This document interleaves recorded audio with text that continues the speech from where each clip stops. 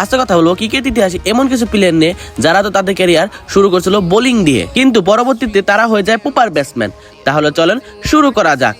প্রথম স্থানে রয়েছেন হলো রোহিত শর্মা, এবং তার হিটম্যানকৃত প্রপার ব্যাটসম্যান সম্পর্কে আমরা তো সবাই ঠিকই জানি। কিন্তু তার যখন 2007 সালে ডেবিউ হয় তখন বেশিরভাগ সময় ব্যাটিং পাইতো না, যার ফলে তাকে দিয়ে বেশিরভাগ সময় বোলিং করানো হতো। আর তার বোলিং এতটাই ভালো ছিল যে তিনি আইপিএল একটা হ্যাটট্রিকও নিয়েছেন।